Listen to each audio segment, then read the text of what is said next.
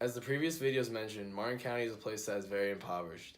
The state of the economy in this small county has gone from worse to even more dire, and the water crisis does not help that. Just to show how bad the poverty is here, according to Caitlin Newman of U.S. News, census estimates show the median household income in Martin County is approximately $29,052, roughly half the national mark, and more than 30% of people there live below the poverty line. These people are living very impoverished, and without running water makes it a lot more difficult to save an income, which is even harder if that income is as low as $29,052.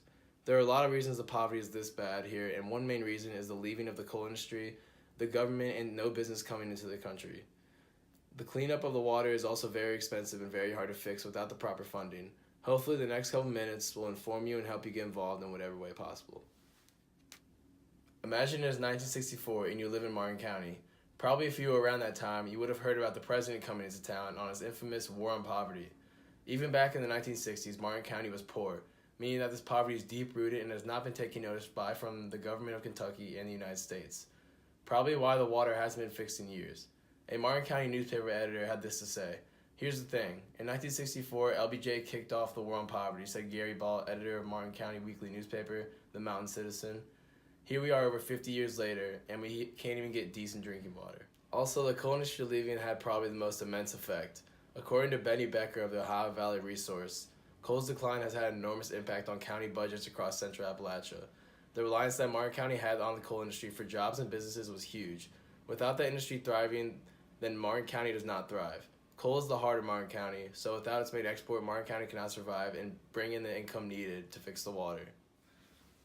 The government in Martin County also does not spend the money they receive on important issues like fixing the water pipes, instead building things such as a brand new government building and a new shopping center to try to promote business.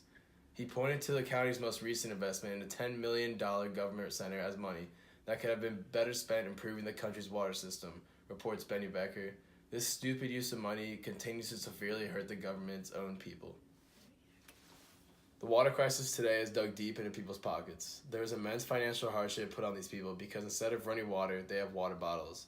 Peggy Newsom, a clerk at the local Save-A-Lot supermarket, estimated that at least 75% of the people she checks out buy bottled water, reports Benny Becker.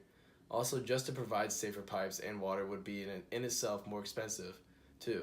Kyla Mandel of Think Progress reported, "Now the community, which has 40% poverty rate and widespread unemployment, faces a nearly 50% rate increase to their annual drinking water bill.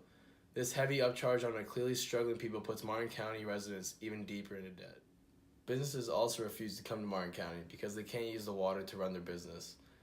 Barney Maynard says, "If I tell you you can come in here and put this business in and I'll give you these great incentives, but you can't use the water, what factory is going to? The lack of business means lack of jobs, and lack of job means lack of income, which all of those are what the people need severely. The amount of tax money that is needed to clean and fix these pipes are astronomical. More than $13 million is thought to be needed for a complete system repair. $13 million is something that these people just do not have and just cannot afford." The best thing that can happen for Martin County is for this crisis to gain attention by the people and the government. There are already some steps being put in place to help this expensive and harmful crisis. The governor of Kentucky, Matt Bevins, and Representative Hal Rogers are already starting to help, according to U.S. News. The Kentucky Governor Matt Bevin and Republican U.S. Representative Hal Rogers announced $3.4 million in grant funding will go toward improving the area's water issues, coupled with $1.2 million in funding from Economic Development Agency, the Appalachian Regional Commission. This is a solution to this problem. More funding not only fixes the water, but also makes the people feel a little more thought about them before. A huge step in the right direction. If the government and the people start to give attention and raise awareness for the people of Martin County, then the water crisis will be solved. This has gone on for too long, and the economic repercussions are starting to hit the people and the community very hard.